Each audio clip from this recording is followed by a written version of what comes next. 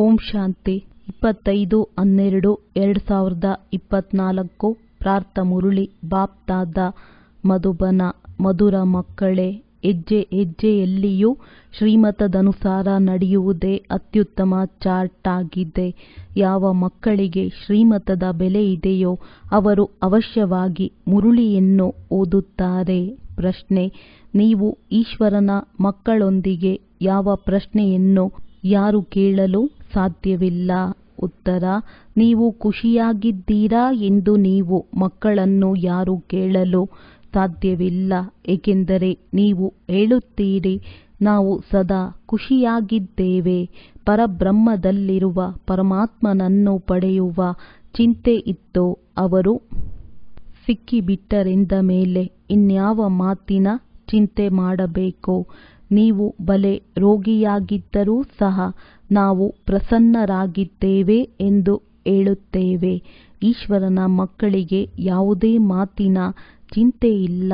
ಇವರ ಮೇಲೆ ಮಾಯೆಯ ಪ್ರಭಾವವಾಗಿದೆ ಎಂಬುದನ್ನು ತಂದೆಯು ನೋಡಿದಾಗ ಕೇಳುತ್ತಾರೆ, ಮಕ್ಕಳೇ, ಪ್ರಸನ್ನಚಿತ್ತರಾಗಿದ್ದೀರಾ? ಓಂ ಶಾಂತಿ. ತಂದೆಯು ತಿಳಿಸುತ್ತಾರೆ, ಮಕ್ಕಳ ಬುದ್ಧಿಯಲ್ಲಿ ಇದು ಅವಶ್ಯವಾಗಿ ಇರುವುದಲ್ಲವೇ? ನಮ್ಮ ತಂದೆಯೂ ಆಗಿದ್ದಾರೆ, ಶಿಕ್ಷಕ ಮತ್ತು ಸದ್ಗುರುವೂ ಆಗಿದ್ದಾರೆ. ಈ ನೆನಪಿನಲ್ಲಿ ಅವಶ್ಯವಾಗಿ ಇರುತ್ತೀರಿ. ಈ ನೆನಪನ್ನು ಎಂದೂ ಯಾರೂ ಕಲಿಸಲು ಸಾಧ್ಯವಿಲ್ಲ. ಕಲ್ಪಕಲ್ಪವೂ ತಂದೆಯೇ ಬಂದು ಕಲಿಸುತ್ತಾರೆ. ಅವರು ಜ್ಞಾನಸಾಗರ ಪತಿತ ಪಾವನನಾಗಿದ್ದಾರೆ. ಇದನ್ನು ಈಗಲೇ ತಿಳಿಸಲಾಗುತ್ತದೆ. ಜ್ಞಾನದ ನೇತ್ರ ದಿವ್ಯ ಬುದ್ಧಿಯು ಸಿಕ್ಕಿದೆ.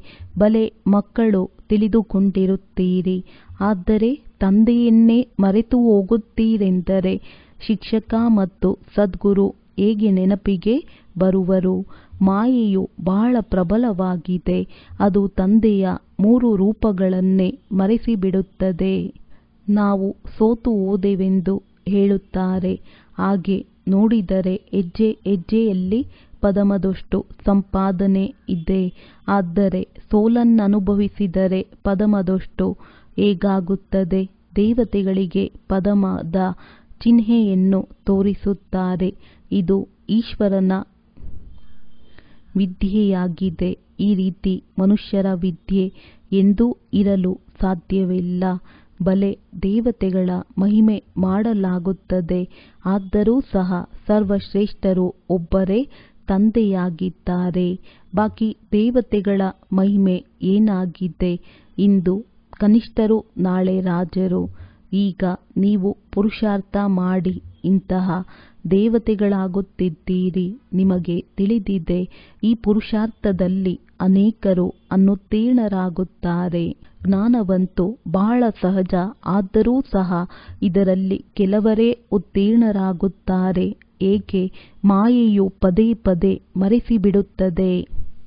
ತಮ್ಮ ಚಾರ್ಟ್ ಇಡಿ ಎಂದು ತಂದೆಯು ಹೇಳುತ್ತಾರೆ. ಆದರೆ ಮಕ್ಕಳು ಬರೆಯುವುದೇ ಇಲ್ಲ. ಎಲ್ಲಿಯವರೆಗೆ ಬರೆಯುವವರೋ? ಒಂದು ವೇಳೆ ಬರೆದರೂ ಸಹ ಕೆಲವೊಮ್ಮೆ ಅತಿ ಮೇಲೆ, ಕೆಲವೊಮ್ಮೆ ಅತಿ ಕೆಳಗೆ. ಯಾರು ಹೆಜ್ಜೆ ಹೆಜ್ಜೆಯಲ್ಲಿ ಶ್ರೀಮತದಂತೆ ನಡೆಯುವರೋ ಅವರದ್ದು ಉತ್ತಮ ಚಾರ್ಟ್ ಆಗಿದೆ. ತಂದೆಯಂತೂ ತಿಳಿಯುತ್ತಾರೆ, ಪಾಪ ಇವರಿಗೆ ಸಂಕೋಚವಾಗುತ್ತದೆ ಏನೋ. ಇಲ್ಲವೆಂದರೆ ಶ್ರೀಮತವನ್ನು ಕಾರ್ಯದಲ್ಲಿ ತರಬೇಕು. 1-2% ಪರಿಶ್ರಮದಿಂದ ಬರೆಯುತ್ತಾರೆ.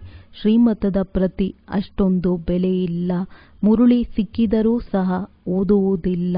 ಅವರ ಹೃದಯಕ್ಕೆ ಅವಶ್ಯವಾಗಿ ಈ ರೀತಿ ಎನಿಸಬಹುದು, ತಂದೆಯಂತೂ ಸತ್ಯವನ್ನೇ ಹೇಳುತ್ತಾರೆ. ನಾವು ಮುರಳಿಯನ್ನು ಓದುವುದಿಲ್ಲ ಅಂದಾಗ ಅನ್ಯರಿಗೇನು ಕಲಿಸುವರು? ತಂದೆಯು ತಿಳಿಸುತ್ತಾರೆ, ಮಕ್ಕಳೇ, ನನ್ನನ್ನು ನೆನಪು ಮಾಡಿದರೆ ಸ್ವರ್ಗದ ಮಾಲೀಕರಾಗುವಿರಿ. ಇದರಲ್ಲಿ ತಂದೆಯ ನೆನಪು ಬರುವುದು. ಓದಿಸುವವರ ನೆನಪು ಬಂದು ಬಿಟ್ಟಿತು. ಸದ್ಗತಿದಾತನ ನೆನಪು ಬಂದಿತ್ತು. ಚಿಕ್ಕ ಚಿಕ್ಕ ಶಬ್ದಗಳಲ್ಲಿ ಪೂರ್ಣ ಜ್ಞಾನವು ಬಂದು ಬಿಡುತ್ತದೆ. ಇಲ್ಲಿ ನೀವು ಇದನ್ನು ಮನನ ಮಾಡುವುದಕ್ಕಾಗಿ ಬರುತ್ತೀರಿ. ಬಲೆ ತಂದೆಯೂ ಸಹ ಇದನ್ನೇ ತಿಳಿಸುತ್ತಾರೆ. ಏಕೆಂದರೆ ನೀವೇ ಹೇಳುತ್ತೀರಿ, ಬಾಬಾ, ನಾವು ಮರೆತು ಹೋಗುತ್ತೇವೆ, ಆದ್ದರಿಂದ ಮತ್ತೆ ಅದನ್ನು ಅಭ್ಯಾಸ ಮಾಡಲು ಇಲ್ಲಿಗೆ ಬರುತ್ತೇವೆ. ಬಲೆ ಇಲ್ಲಿ ಯಾರಾದರೂ ಮಾಡಿದರೂ ಸಹ ಅದರಲ್ಲಿ ಅಷ್ಟೊಂದು ಫಲ ಸಿಗುವುದಿಲ್ಲ. ಅದೃಷ್ಟದಲ್ಲಿಲ್ಲವೆಂದರೆ ಪುರುಷಾರ್ಥವೇನು ಮಾಡುತ್ತಾರೆ? ಪುರುಷಾರ್ಥ ಮಾಡಿಸುವವರು ಒಬ್ಬರೇ ತಂದೆಯಾಗಿದ್ದಾರೆ. ಇದರಲ್ಲಿ ಯಾರಿಗೂ ವಿಶೇಷವಾಗಿ ಪುರುಷಾರ್ಥ ಮಾಡಿಸುವುದಿಲ್ಲ.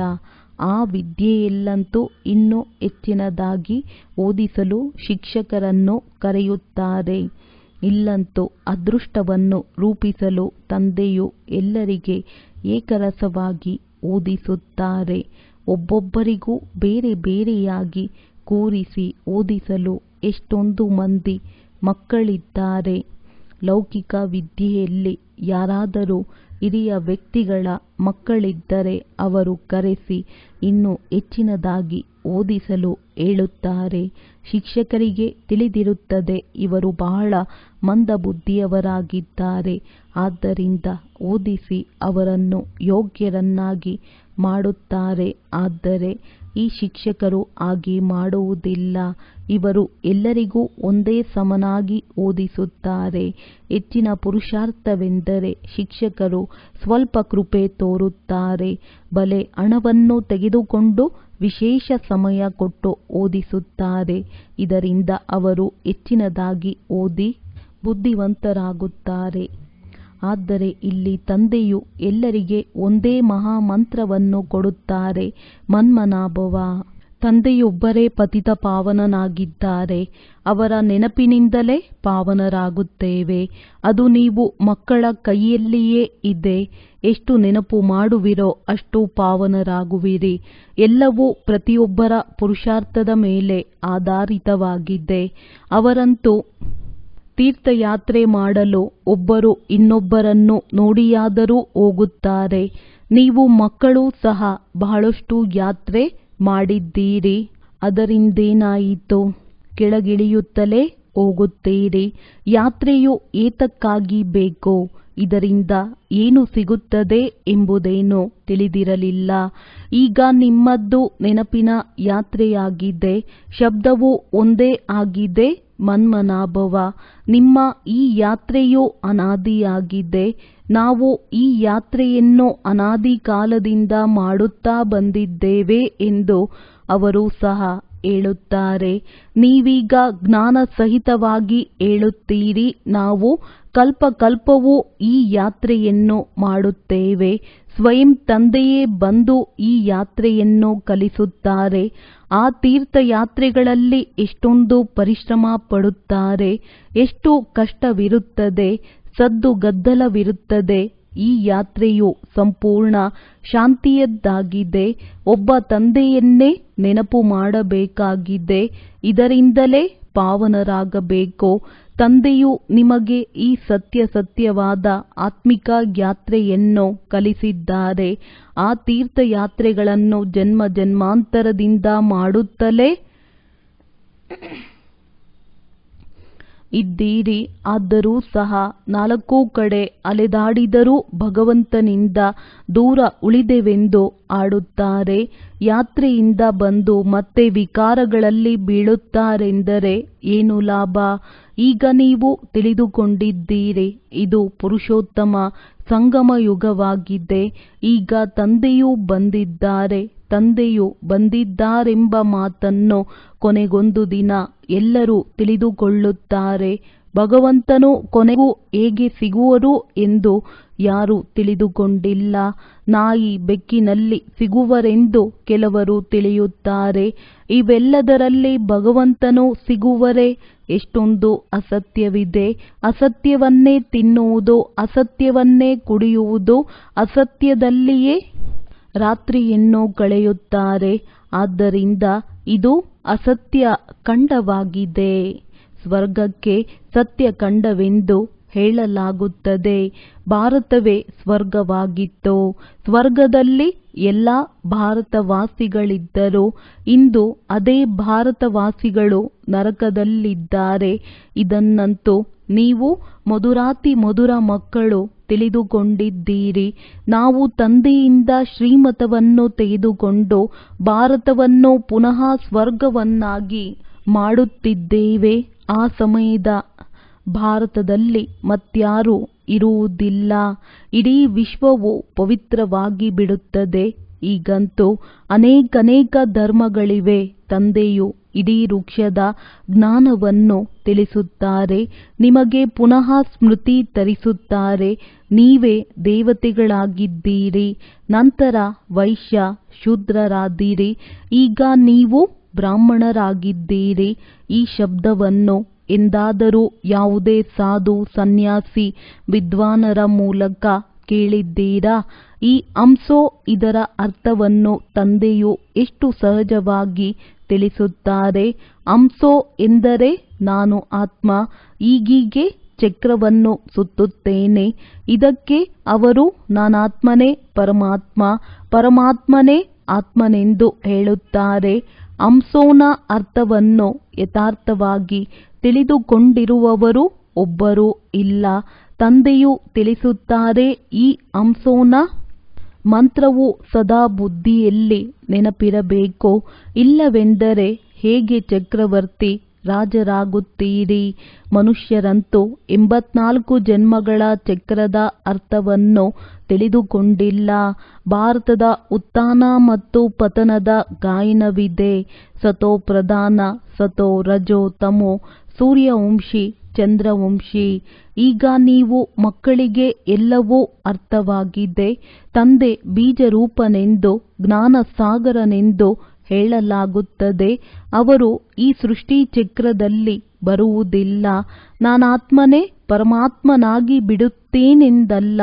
ತಂದೆಯು ತನ್ನ ಸಮಾನ ಜ್ಞಾನಪೂರ್ಣರನ್ನಾಗಿ ಮಾಡುತ್ತಾರೆಯೇ ಹೊರತು ತನ್ನ ಸಮಾನ ಭಗವಂತನನ್ನಾಗಿ ಮಾಡುವುದಿಲ್ಲ.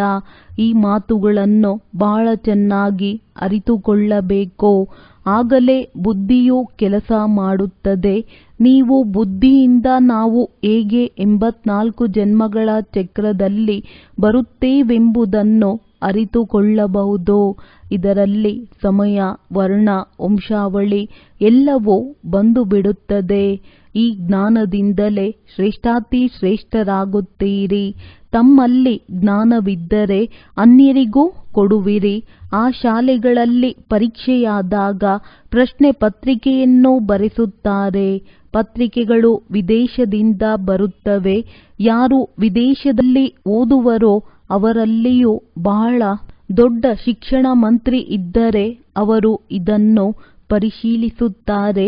ಇಲ್ಲಿ ನಿಮ್ಮ ಪತ್ರಿಕೆಗಳನ್ನು ಯಾರು ನೋಡುವರು? ನೀವೇ ನೋಡುವಿರಿ. ತಮಗೆ ಏನು ಬೇಕೋ ಈ ರೀತಿಯಾಗಬಹುದು.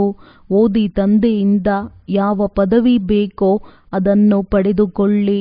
ನೀವು ತಂದೆಯನ್ನು ಎಷ್ಟು ನೆನಪು ಮಾಡುತ್ತೀರೋ, ಅನ್ಯರ ಸೇವೆ ಮಾಡುವಿರೋ ಅಷ್ಟೇ ಫಲವು ಸಿಗುತ್ತದೆ. ಅಂಥವರಿಗೆ ಸರ್ವೀಸ್ ಮಾಡುವ ಚಿಂತೆ ಇರುತ್ತದೆ. ರಾಜಧಾನಿಯು ಸ್ಥಾಪನೆಯಾಗುತ್ತಿದೆ ಎಂದರೆ ಅದರಲ್ಲಿ ಪ್ರಜೆಗಳು ಬೇಕಲ್ಲವೇ?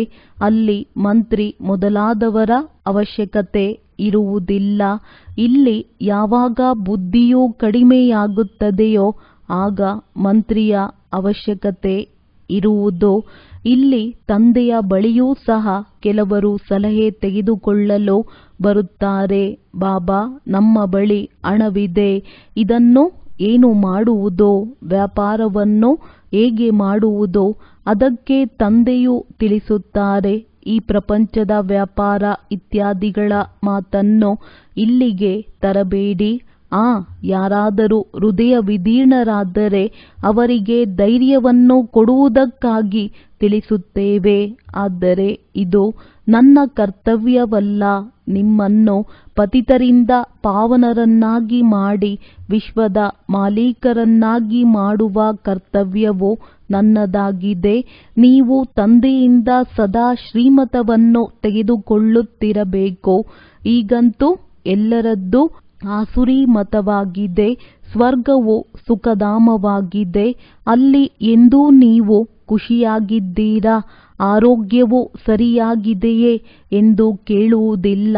ಈ ಶಬ್ದವನ್ನು ಇಲ್ಲಿಯೇ ಕೇಳಲಾಗುತ್ತದೆ. ಸತ್ಯಯುಗದಲ್ಲಿ ಈ ಶಬ್ದಗಳೇ ಇರುವುದಿಲ್ಲ. ದುಃಖಧಾಮದ ಮಾತುಗಳೇ ಇರುವುದಿಲ್ಲ. ಆದರೆ ತಂದೆಗೆ ಗೊತ್ತಿದೆ, ಮಕ್ಕಳಲ್ಲಿ ಮಾಯೆಯ ಪ್ರವೇಶತೆಯಾಗುವ ಕಾರಣ ತಂದೆಯು ಕೇಳುತ್ತಾರೆ, ಸಂಪೂರ್ಣ ಖುಷಿಯಾಗಿದ್ದೀರಾ? ಮನುಷ್ಯರು ಇಲ್ಲಿಯ ಶಬ್ದಗಳನ್ನು ಅರಿತುಕೊಳ್ಳಲು ಸಾಧ್ಯವಿಲ್ಲ. ಯಾರಾದರೂ ನಿಮ್ಮನ್ನು ಕೇಳಿದರೆ ನೀವು ಹೀಗೆ ಹೇಳಬಹುದು, ನಾವು ಈಶ್ವರನ ಮಕ್ಕಳಾಗಿದ್ದೇವೆ. ಅಂದ ಮೇಲೆ ನಮ್ಮೊಂದಿಗೆ ಯೋಗಕ್ಷೇಮವನ್ನೇನು ಕೇಳುತ್ತೀರಿ? ಪರಬ್ರಹ್ಮದಲ್ಲಿರುವ ಈಶ್ವರನನ್ನು ಪಡೆಯುವ ಚಿಂತೆಯಿತ್ತೋ? ಅವರು ಸಿಕ್ಕಿಬಿಟ್ಟರು ಅಂದ ಮೇಲೆ ಇನ್ನೇನು ಚಿಂತೆ? ಇದು ಸದಾ ನೆನಪಿರಬೇಕು. ನಾವು ಯಾವ ಮಕ್ಕಳಾಗಿದ್ದೇವೆ ಎಂಬ ಜ್ಞಾನವು ಸಹ ಬುದ್ಧಿಯಲ್ಲಿದೆ. ಯಾವಾಗ ಪಾವನರಾಗಿ ಬಿಡುತ್ತೇವೆಯೋ ಆಗ ಯುದ್ಧವು ಪ್ರಾರಂಭವಾಗಿ ಬಿಡುವುದು. ಮನುಷ್ಯರು ನಿಮ್ಮನ್ನು ಅವಶ್ಯವಾಗಿ ಕೇಳುತ್ತಾರೆ ಅಂದಾಗ ನೀವು ಅವಶ್ಯವಾಗಿ ಹೇಳುತ್ತೀರಿ, ನಾವಂತೂ ಖುಷಿಯಾಗಿದ್ದೇವೆ. ರೋಗಿಯಾಗಿದ್ದರೂ ಸಹ ಖುಷಿಯಲ್ಲಿರುತ್ತೀರಿ, ತಂದೆಯ ನೆನಪಿನಲ್ಲಿರುತ್ತೀರಿ. ಆದ್ದರಿಂದ ಸ್ವರ್ಗಕ್ಕಿಂತಲೂ ಹೆಚ್ಚಿನದಾಗಿ ಇಲ್ಲಿ ಖುಷಿಯಲ್ಲಿರುತ್ತೀರಿ. ಏಕೆಂದರೆ ಈಗ ಸ್ವರ್ಗದ ರಾಜ್ಯಭಾಗ್ಯವನ್ನು ಕೊಡುವ ತಂದೆಯು ಸಿಕ್ಕಿದ್ದಾರೆ.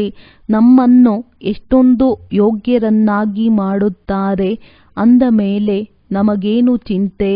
ಈಶ್ವರನ ಮಕ್ಕಳಿಗೆ ಯಾವ ಮಾತಿನ ಚಿಂತೆ? ಅಲ್ಲಿ ದೇವತೆಗಳಿಗೂ ಚಿಂತೆ ಇರಲಿಲ್ಲ. ಆ ದೇವತೆಗಳಿಗಿಂತಲೂ ಮೇಲಿರುವವರು ಈಶ್ವರನಾಗಿದ್ದಾರೆ. ಅಂದ ಮೇಲೆ ಈಶ್ವರನ ಮಕ್ಕಳಿಗೆ ಚಿಂತೆ ಇರುವುದೇ? ನಮಗೆ ತಂದೆಯು ಓದಿಸುತ್ತಿದ್ದಾರೆ. ನಮ್ಮ ತಂದೆಯು ಶಿಕ್ಷಕ ಸದ್ಗುರುವಾಗಿದ್ದಾರೆ. ತಂದೆಯು ನಮ್ಮ ಮೇಲೆ ಕಿರೀಟವನ್ನಿಡುತ್ತಾರೆ. ಇದಕ್ಕೆ ಆಂಗ್ಲ ಭಾಷೆಯಲ್ಲಿ ಕ್ರೌನ್ ಆಫ್ ಪ್ರಿನ್ಸ್ ಎಂದು ಹೇಳುತ್ತಾರೆ. ತಂದೆಯ ಕಿರೀಟವನ್ನು ಮಕ್ಕಳು ಧರಿಸುವರು. ನೀವು ತಿಳಿದುಕೊಳ್ಳುತ್ತೀರಿ, ಸತ್ಯಯುಗದಲ್ಲಿ ಸುಖವೇ ಸುಖವಿರುತ್ತದೆ. ಪ್ರತ್ಯಕ್ಷ ರೂಪದಲ್ಲಿ ನೀವು ಅಲ್ಲಿ ಹೋದಾಗ ಸುಖವನ್ನು ಪಡೆಯುತ್ತೀರಿ. ಅದು ನಿಮಗೆ ಗೊತ್ತು. ಸತ್ಯಯುಗದಲ್ಲಿ ಏನಿರುತ್ತದೆ? ಈ ಶರೀರವನ್ನು ಬಿಟ್ಟು ಎಲ್ಲಿ ಹೋಗುತ್ತೇವೆ? ಇದೆಲ್ಲವೂ ನಿಮಗೆ ತಿಳಿಯುತ್ತದೆ. ಈಗ ನಿಮಗೆ ಸನ್ಮುಖದಲ್ಲಿ ತಂದೆಯು ಓದಿಸುತ್ತಿದ್ದಾರೆ. ನಿಮಗೂ ತಿಳಿದಿದೆ, ಸತ್ಯವಾಗಿ ನಾವು ಸ್ವರ್ಗದಲ್ಲಿ ಹೋಗುತ್ತೇವೆ. ಇಂಥವರು ಸತ್ತಾಗ ಇವರು ಸ್ವರ್ಗದಲ್ಲಿ ಹೋದರೆಂದು ಮನುಷ್ಯರು ಹೇಳುತ್ತಾರೆ. ಆದರೆ ಸ್ವರ್ಗ ಮತ್ತು ನರಕವೆಂದು ಯಾವುದಕ್ಕೆ ಹೇಳಲಾಗುತ್ತದೆ ಎಂದು ಅವರು ತಿಳಿದುಕೊಂಡಿಲ್ಲ. ಕಲ್ಪದ ಆಯಸ್ಸು ಲಕ್ಷಾಂತರ ವರ್ಷಗಳೆಂದು ಬರೆದಿದ್ದಾರೆ. ಜನ್ಮ ಜನ್ಮಾಂತರದಿಂದ ಈ ಜ್ಞಾನವನ್ನು ಕೇಳುತ್ತಾ ಕೇಳುತ್ತಾ ಬೀಳುತ್ತಾ ಬಂದಿದ್ದಾರೆ. ನಾವು ಇಲ್ಲಿಂದ ಎಲ್ಲಿಗೆ ಬಂದು ಬಿದ್ದಿದ್ದೇವೆ ಎಂದು ಈಗ ನಿಮ್ಮ ಬುದ್ಧಿಯಲ್ಲಿದೆ. ಸತ್ಯಯುಗದಿಂದ ಬೀಳುತ್ತಲೇ ಬಂದಿದ್ದೇವೆ. ಈಗ ನಾವು ಈ ಪುರುಷೋತ್ತಮ ಸಂಗಮ ಯುಗದಲ್ಲಿ ತಲುಪಿದ್ದೇವೆ. ಕಲ್ಪ ಕಲ್ಪವೂ ತಂದೆಯು ಓದಿಸಲು ಬರುತ್ತಾರೆ. ತಂದೆಯ ಬಳಿ ನೀವು ಇರುತ್ತೀರೆಂದರೆ ಇವರೇ ನಮ್ಮ ಸತ್ಯವಾದ ಸದ್ಗುರುವಾಗಿದ್ದಾರೆ. ಅವರು ಮುಕ್ತಿ ಜೀವನ್ಮುಕ್ತಿಯ ಮಾತನ್ನು ತಿಳಿಸುತ್ತಾರೆ. ಹೇಗೆ ಈ ಬ್ರಹ್ಮ ತಂದೆಯು ಕಲಿಯುತ್ತಾರೆಯೋ ಅದೇ ರೀತಿ ಇವರನ್ನು ನೋಡಿ ನೀವು ಮಕ್ಕಳು ಕಲಿಯುತ್ತೀರಿ. ಹೆಜ್ಜೆ ಹೆಜ್ಜೆಯಲ್ಲಿ ಗಮನವನ್ನಿಡಬೇಕಾಗಿದೆ. ಮನಸ ವಾಚ ಕರ್ಮಣ ಬಹಳ ಶುದ್ಧವಾಗಿರಬೇಕಾಗಿದೆ. ಒಳಗೆ ಯಾವುದೇ ಕೊಳಕಿರಬಾರದು. ಮಕ್ಕಳು ತಂದೆಯನ್ನು ಪದೇ ಪದೇ ಮರೆತು ಹೋಗುತ್ತೀರಿ. ತಂದೆಯನ್ನು ಮರೆಯುವುದರಿಂದ ತಂದೆಯ ಶಿಕ್ಷಣವನ್ನು ಮರೆಯುತ್ತೀರಿ. ನಾವು ವಿದ್ಯಾರ್ಥಿಗಳಾಗಿದ್ದೇವೆ ಎಂಬುದನ್ನು ಮರೆತು ಹೋಗುತ್ತೀರಿ. ಇದು ಬಹಳ ಸಹಜವಾಗಿದೆ. ತಂದೆಯ ವಿದ್ಯೆಯಲ್ಲಿಯೇ ಚಮತ್ಕಾರವಿದೆ. ಇಂತಹ ಚಮತ್ಕಾರವನ್ನು ಮತ್ಯಾವ ತಂದೆಯೂ ಕಲಿಸಲು ಸಾಧ್ಯವಿಲ್ಲ. ಈ ಚಮತ್ಕಾರದಿಂದಲೇ ತಮೋ ಪ್ರಧಾನದಿಂದ ಸತೋ ಪ್ರಧಾನರಾಗುತ್ತೀರಿ. ತಂದೆಯು ನೀವು ಮಕ್ಕಳಿಗೆ ತಿಳುವಳಿಕೆ ನೀಡಿದ್ದಾರೆ. ಧರ್ಮ ಸ್ಥಾಪನೆ ಮಾಡಲು ಯಾರೆಲ್ಲ ಹೊಸ ಆತ್ಮಗಳು ಮೇಲಿನಿಂದ ಬರುವರೋ ಅವರು ಮೊದಲು ದುಃಖವನ್ನನುಭವಿಸುವಂತಹ ಯಾವುದೇ ಕರ್ಮವನ್ನು ಮಾಡುವುದಿಲ್ಲ. ಪವಿತ್ರ ಆತ್ಮಗಳು ತಮ್ಮ ಧರ್ಮ ಸ್ಥಾಪನೆ ಮಾಡಲು ಬರುತ್ತಾರೆ. ಹೇಗೆ ಪರಮಪಿತ ಪರಮಾತ್ಮನು ದುಃಖವನ್ನನುಭವಿಸಲು ಸಾಧ್ಯವಿಲ್ಲ. ದುಃಖ ಅಥವಾ ನಿಂದನೆ ಎಲ್ಲವೂ ಸಹ ಇವರಿಗೆ ಬ್ರಹ್ಮ ಸಿಗುತ್ತದೆ. ಅದೇ ರೀತಿ ಕ್ರಿಸ್ತನನ್ನು ಗಲ್ಲಿಗೇರಿಸಿದಾಗ ಯಾವ ತನುವಿನಲ್ಲಿ ಕ್ರಿಸ್ತನ ಆತ್ಮವು ಪ್ರವೇಶ ಮಾಡಿತ್ತೋ ಅವರೇ ಜೀಸಸ್ ಈ ದುಃಖವನ್ನು ಸಹನೆ ಮಾಡಿದರು. ಕ್ರಿಸ್ತನ ಪವಿತ್ರ ಆತ್ಮವಂತೂ ದುಃಖವನ್ನು ಸಹನೆ ಮಾಡಲು ಸಾಧ್ಯವಿಲ್ಲ. ಆದ್ದರಿಂದ ಕ್ರೈಸ್ಟ್ ಕ್ರಿಶ್ಚಿಯನ್ನರ ತಂದೆಯಾದರು. ಅವರಿಗೆ ಕ್ರಿಸ್ತನ ಮುಖವಂಶಾವಳಿ ಸಹೋದರ ಮತ್ತು ಸಹೋದರಿಯರಾದರೆಂದು ಹೇಳುತ್ತಾರೆ. ಕ್ರಿಶ್ಚಿಯನ್ನರ ಪ್ರಜಾಪಿತನು ಕ್ರಿಸ್ತನಾದರು. ಯಾರಲ್ಲಿ ಪ್ರವೇಶ ಮಾಡಿ ಮಕ್ಕಳಿಗೆ ಜನ್ಮ ನೀಡಿದರೋ ಅವರು ತಾಯಿಯಾದರು. ಇವೆಲ್ಲ ರಹಸ್ಯಗಳು ತಿಳಿದುಕೊಳ್ಳುವಂತವಾಗಿವೆ. ಒಳ್ಳೆಯದು. ಮಧುರಾತಿ ಮಧುರ ಅಗಲಿ ಹೋಗಿ ಮರಳಿ ಸಿಕ್ಕಿರುವಂತಹ ಮಕ್ಕಳಿಗೆ ಪ್ರೀತಿಯ ಮಾತ್ಪಿತಾ ಬಾಪ್ ತಾದಾರವರ ನೆನಪು, ಪ್ರೀತಿ ಹಾಗೂ ನಮಸ್ತೆ. ಆತ್ಮೀಯ ಮಕ್ಕಳಿಗೆ ಆತ್ಮೀಯ ತಂದೆಯ ನಮಸ್ತೆ. ಧಾರಣೆಗಾಗಿ ಮುಖ್ಯ ಸಾರ: ಸಂಪೂರ್ಣ ಶಾಂತಿಯ ಸತ್ಯವಾದ ಆತ್ಮಿಕ ಯಾತ್ರೆ ಮಾಡಬೇಕಾಗಿದೆ. ಹಂಸೋನ ಮಂತ್ರವನ್ನು ಸದಾ ನೆನಪಿಡಬೇಕಾಗಿದೆ. ಆಗಲೇ ಚಕ್ರವರ್ತಿ ರಾಜರಾಗುವಿರಿ. ಮನಸ ವಾಚ ಕರ್ಮಣ ಬಹಳ ಶುದ್ಧವಾಗಿರಬೇಕಾಗಿದೆ. ಒಳಗೆ ಯಾವುದೇ ಕೊಳಕಿರಬಾರದು. ಹೆಜ್ಜೆ ಹೆಜ್ಜೆಯಲ್ಲಿ ಎಚ್ಚರಿಕೆಯಿಂದಿರಬೇಕಾಗಿದೆ. ಶ್ರೀಮತದ ಪ್ರತಿ ಗೌರವವನ್ನಿಡಬೇಕಾಗಿದೆ. ವರದಾನ: ನಿರ್ಮಾಣತೆಯ ಗುಣವನ್ನು ಧಾರಣೆ ಮಾಡಿ ಎಲ್ಲರಿಗೂ ಸುಖವನ್ನು ಕೊಡುವಂತಹ ಸುಖದೇವ ಸುಖ ಸ್ವರೂಪ ಭವ. ತಾವು ಮಹಾನ್ ಆತ್ಮಗಳ ಗುರುತು ಆಗಿದೆ. ನಿರ್ಮಾಣತೆ: ಎಷ್ಟು ನಿರ್ಮಾಣರಾಗುವಿರಿ ಅಷ್ಟೇ ಸರ್ವರಿಂದ ಮಾನ್ಯತೆ ಪ್ರಾಪ್ತಿಯಾಗುವುದು. ಯಾರು ನಿರ್ಮಾಣರಾಗಿರುತ್ತಾರೆ ಅವರು ಎಲ್ಲರಿಗೂ ಸುಖ ಕೊಡುವರು. ಎಲ್ಲೇ ಹೋಗಲಿ ಏನೇ ಮಾಡಲಿ ಅದು ಸುಖದಾಯಿಯಾಗಿರುವುದು. ಹಾಗೆ ಯಾರೇ ಸಂಬಂಧ ಸಂಪರ್ಕದಲ್ಲಿ ಬಂದರೂ ಅವರು ಸುಖದ ಅನುಭೂತಿ ಮಾಡಬೇಕು. ಆದ್ದರಿಂದ ತಾವು ಬ್ರಾಹ್ಮಣ ಆತ್ಮಗಳ ಗಾಯನವಿದೆ. ಸುಖ ಸಾಗರನ ಮಕ್ಕಳು, ಸುಖ ಸ್ವರೂಪ, ಸುಖದೇವ ಎಂದು. ಆದ್ದರಿಂದ ಎಲ್ಲರಿಗೂ ಸುಖವನ್ನು ಕೊಡುತ್ತಾ ಮತ್ತು ಸುಖ ಪಡೆಯುತ್ತಾ ಹೋಗಿ. ಯಾರಾದರೂ ನಿಮಗೆ ದುಃಖ ಕೊಟ್ಟರೂ ಸಹ ನೀವು ತೆಗೆದುಕೊಳ್ಳಬೇಡಿ. ಸ್ಲೋಗನ್: ಎಲ್ಲರಿಗಿಂತಲೂ ದೊಡ್ಡ ಜ್ಞಾನಿ ಅವರೇ ಆಗಿದ್ದಾರೆ. ಯಾರು ಆತ್ಮ ಅಭಿಮಾನಿಯಾಗಿರುತ್ತಾರೆ. ಒಳ್ಳೆಯದು. ಓಂ ಶಾಂತಿ.